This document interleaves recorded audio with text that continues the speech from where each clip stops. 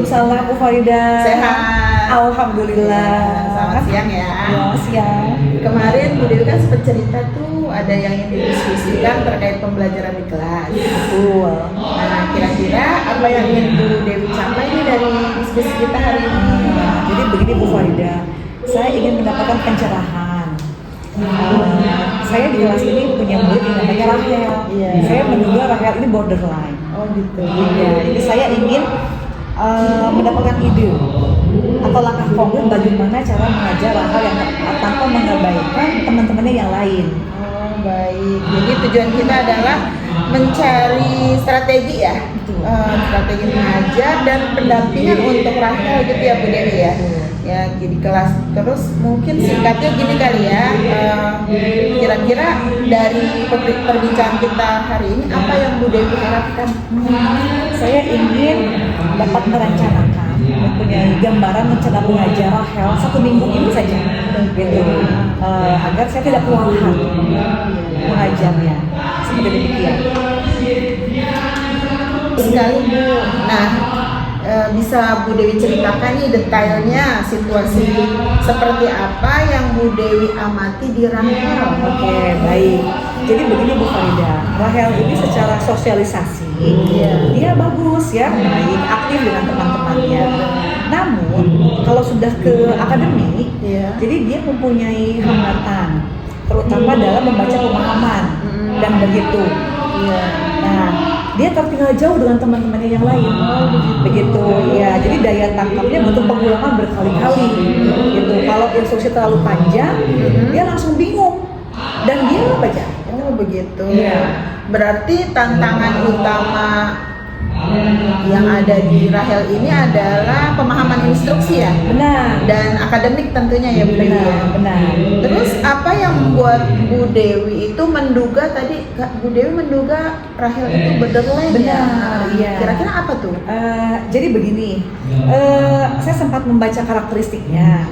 Jadi dia bukan sepenuhnya tidak mampu sebenarnya, tapi perkembangannya memang di bawah rata-rata teman seusianya. Begitu, iya. Tapi ini masih praduga saya, gitu ya. Belum ada assessment rencana dari psikolognya gitu. Oh baik-baik. Jadi saya kira Bu Dewi pengamatannya udah cukup baik ya, udah sangat baik sejauh ini. Kira-kira sekarang nih apa usaha yang pernah Bu Dewi coba di kelas? Pernah dicoba apa ke Rahel? Oke, baik. Saya sempat memberikan tambahan waktu mengajar Rahel nih pada saat jam istirahat. Iya. Tapi saya jadi kasihan juga ke Rahel gitu ya. Jadi dia kehilangan waktu istirahatnya. Gitu. Begitu, ya. Jadi saya juga pernah memberikan tugas pemecahan masalah nih. Dia untuk membaca saja gitu ya. Tapi belum maksimal. Gitu. Jadi kehilangan waktu bermainnya ya. Benar, seperti itu.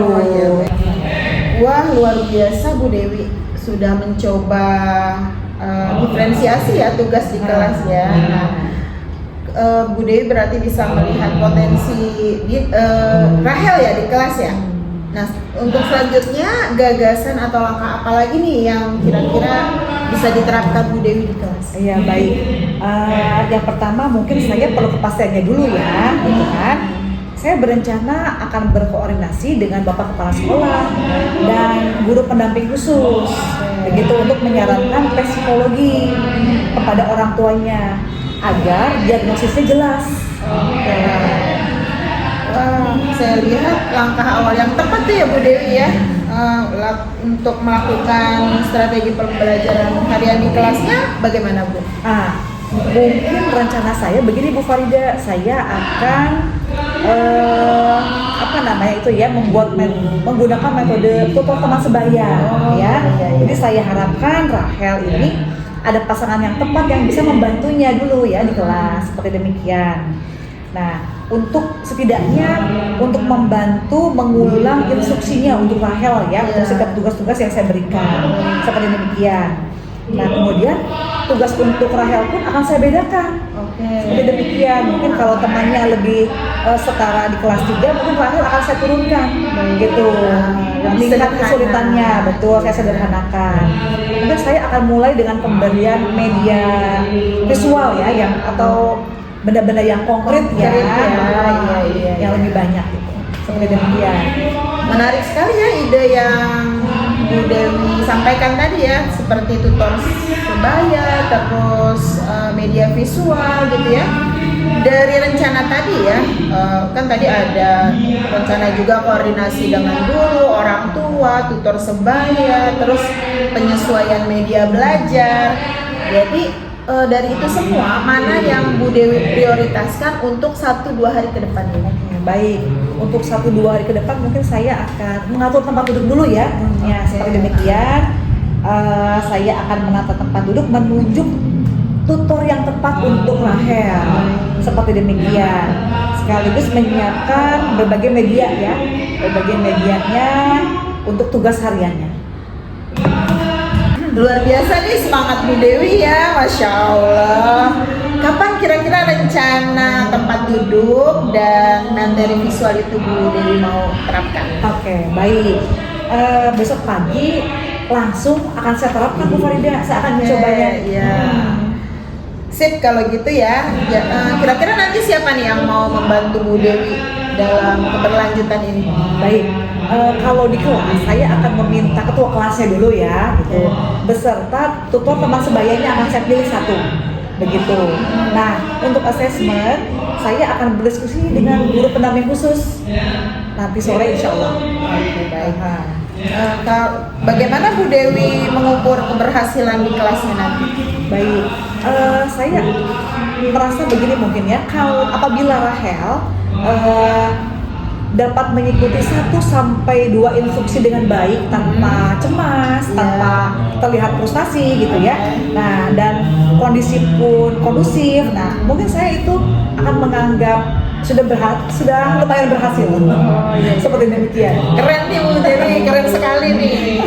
Nah, sekarang kita udah nih diskusi tadi ya. Gimana perasaan Bu Dewi nih sekarang setelah kita ngobrol-ngobrol? Iya, Masya Allah Bu Farida, saya merasa lega. Ya, mendapat teman untuk berdiskusi seperti ini. Jadi setidaknya saya mempunyai langkah terarah ya, yang jelas untuk besok. Oke, terima kasih juga ya Bu Dewi atas waktu dan kesempatannya. Saya terima kasih Bu Farida.